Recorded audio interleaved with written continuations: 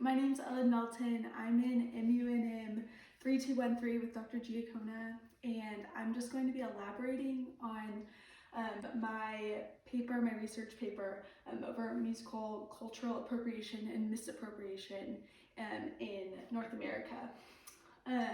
So in doing this, I hope to convey and present a thesis that maintains that these ideals right here overall, they just contribute to an overall culture of misappropriation.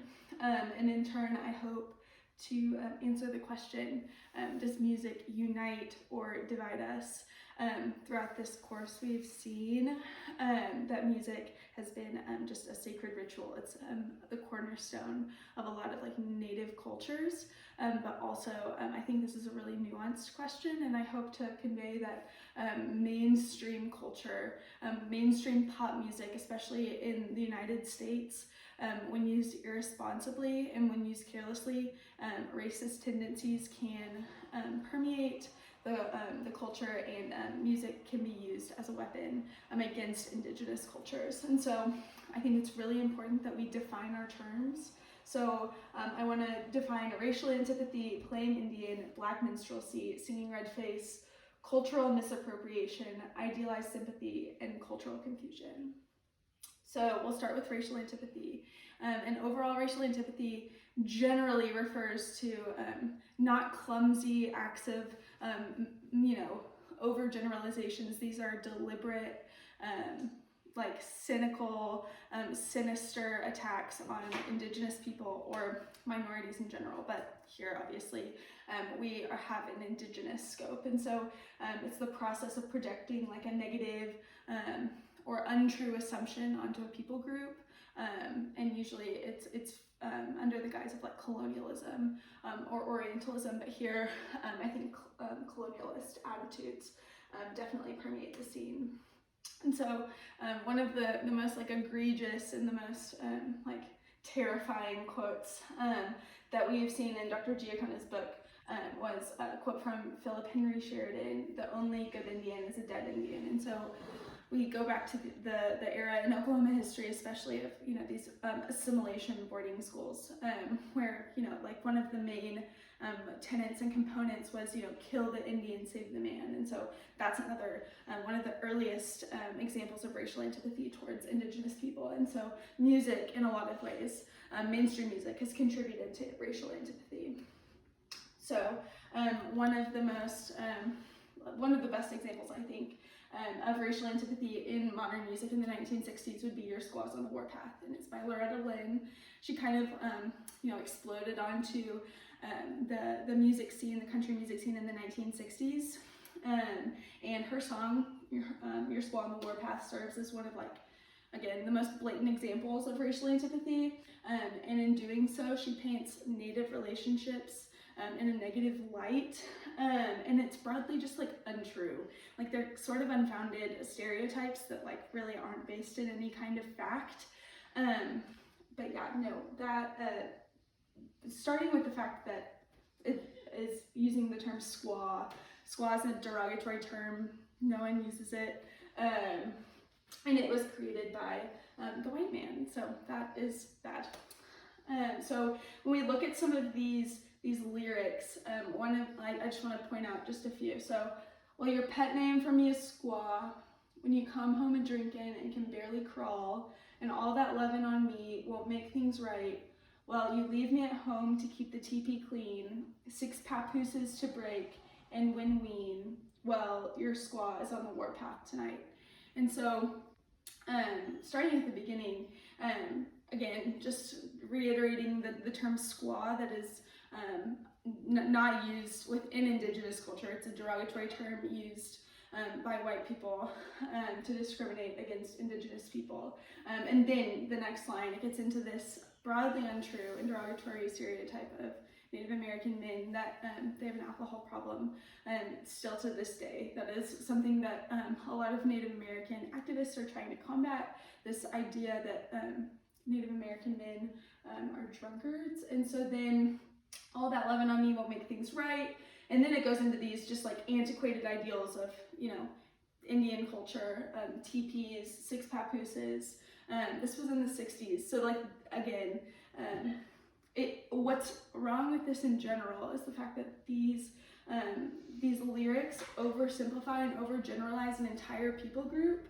And then again, her costume right here, it's a sexualized version of like sacred regalia.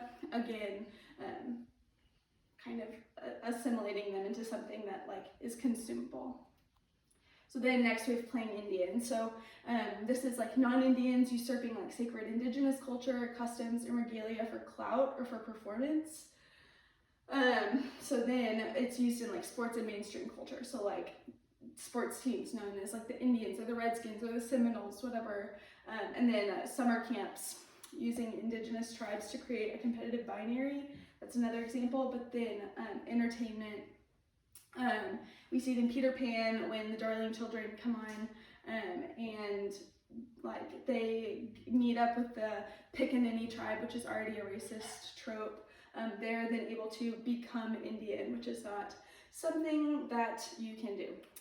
So then next we need to get into Black minstrelsy. It's the precursor in many ways to what we know as blackface today, or like today's blackface and then like redface. And so in like the early 19th century, in like the 1820s, Americans had this newfound fascination with, you know, the Black American experience. And so these minstrel shows would have white men use blackface, and it was just like, it boomed. There was such a market for Black minstrel shows. And so like it came all the way up through like the Jim Crow era. And it ushered in an environment that encouraged this kind of satire, and then it encouraged it in Native populations also. So then, singing redface. Here I have some examples of like white people dressed as Indians. This is technically known as redface. And so there are implications and consequences. So it's oppressive, it's insensitive, and it's tokenizing. And redface, in the words of Dr. Giaccona, occurs when a non-Native person takes on the racial archetype of a Native American character through song. So then next is cultural misappropriation. And it's a direct product of racial antipathy, and this is the mode by which powerful demographics in society either purposefully or unpurposefully misrepresent a minority culture. And so misappropriation has many forms, and so you'll see it in regalia, performers in pop culture wearing headdresses, you know, making sexualized versions of traditional sacred regalia, and then mannerisms and characteristics, you know, mimicking vocables. And then Florida State, their football team, their fans will do like a tomahawk chop in the stadium. So then these last 2 points, idealized sympathy and cultural confusion. So on the top we see that idealized sympathy is tokenizing, overgeneralized, and inauthentic. It's tokenizing when like the oppressed really just feel more oppressed. It's overgeneralized when we overlook essential nuances, and then it's inauthentic when like these like stereotypes and overgeneralizations should be obsolete for like sympathy to be legitimate, but oftentimes it's not. So then cultural confusion is a product of actively false information, and it occurs when like a slew of incorrect accusations are thrown upon Native people. It's also a tool for assimilation, and it's stripping Native peoples of their authentic identity. That creates, you know, an oppressive system in which like the oppressor is able to create, you know, whatever identity they want for a minority group, and then this creates also low self-esteem.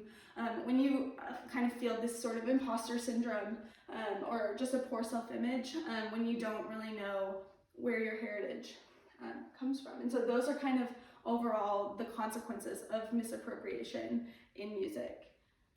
Thank you so much.